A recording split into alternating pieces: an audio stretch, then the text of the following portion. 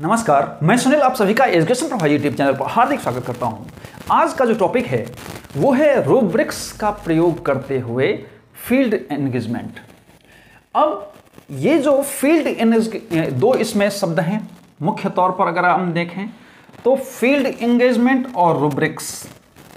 Field engagement और rubrics ये दो पक्ष हैं यहाँ पर। अब हमें क्या करना है, इस रूब्रिक्स का इस्तेमाल करते हुए, उपयोग करते हुए हम क्या करेंगे, फील्ड एंगेजमेंट करेंगे। तो सबसे पहले हम रूब्रिक्स को जान लेते हैं कि रूब्रिक्स क्या है। दरअसल ये एक क्या है, स्कोरिंग गाइड है। स्कोरिंग गाइड है, ये क्या है, एक स्कोरिंग गाइड है। और इस स्कोरिंग गाइड के माध्यम से किसी भी छात्र, कोई भी क्या है, छात्र है, चलिए जो भी है, एक मान लीजिए कि ये छात्र है और इस छात्र का इसकी क्या होता है, तो इसमें जो निर्मित प्रतिक्रियाएं हैं, निर्मित प्रतिक्रिया,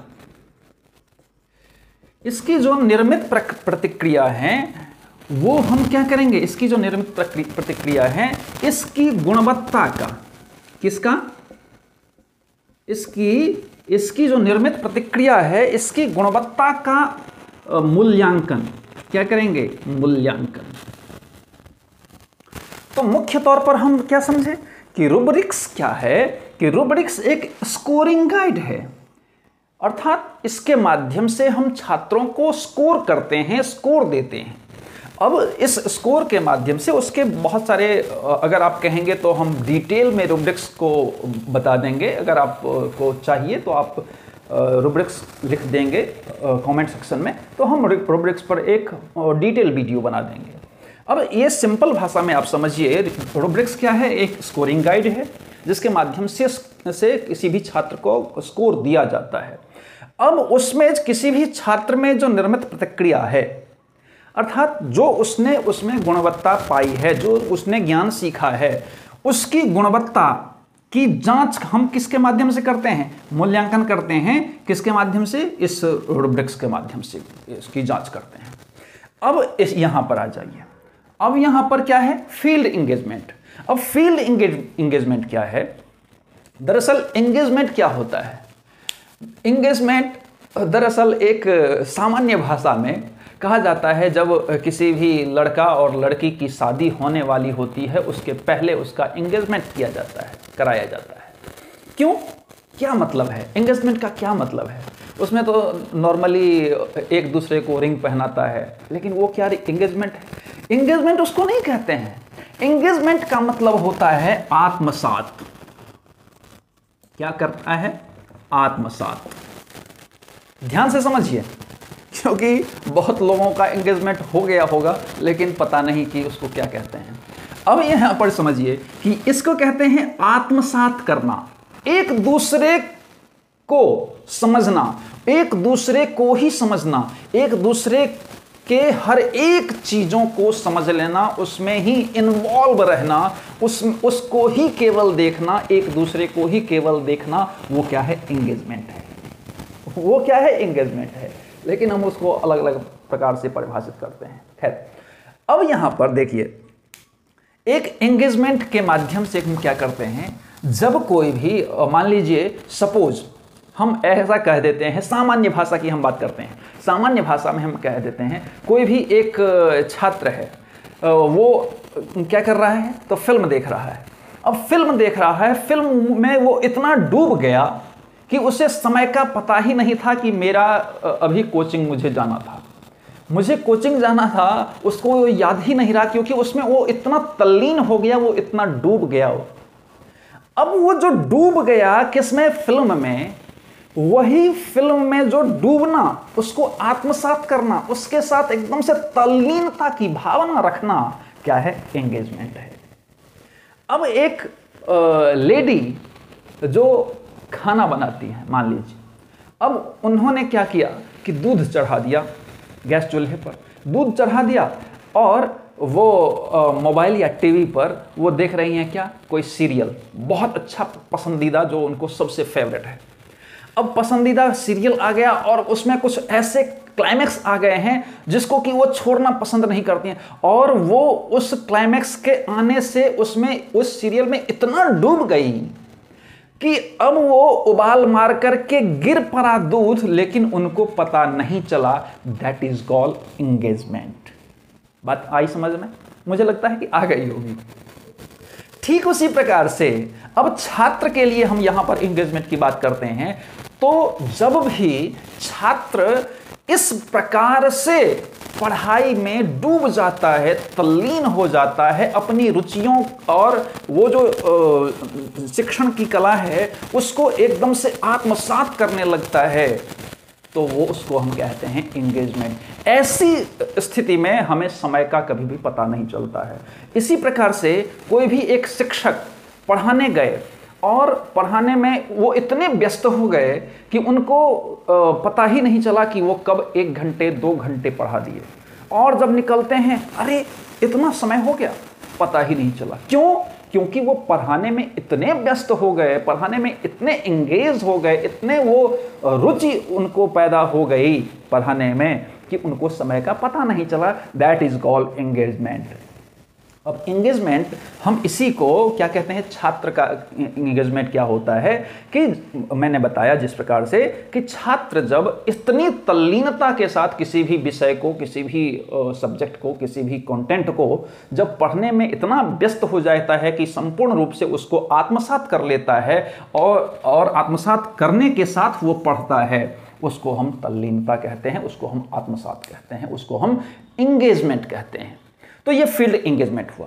अब फील्ड एंगेजमेंट, ये तो एंगेजमेंट हुआ। अब फील्ड एंगेजमेंट क्या होता है कि फील्ड एंगेजमेंट जब कोई कक्षा में जब बहुत सारे छात्र होते हैं और उनको एक साथ मिलकर के, सामूहिक रूप से एक साथ मिलकर के उनको एंगेज करते हैं और सारे छात्र बिल्कुल ध्यानमग्न होकर के बहुत ही सक्रियता के साथ, बहुत ही रुचि के साथ, बहुत ही आत्मसमर्पण के साथ वहां पर वो पढ़ने में एकदम से तल्लीनता का भाव प्रकट करता है, उसको हम फील्ड एंगेजमेंट के नाम से जानते हैं।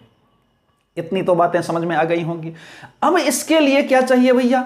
इसके लिए भी कुछ चरण होते हैं। जो फील्ड एंगेजमेंट आप करते हैं उसके लिए भी कुछ चरण होते हैं। अब जैसे मान लीजिए कि विद्यालय की परिस्थिति, विद्यालय का वातावरण का बहुत अच्छा होना।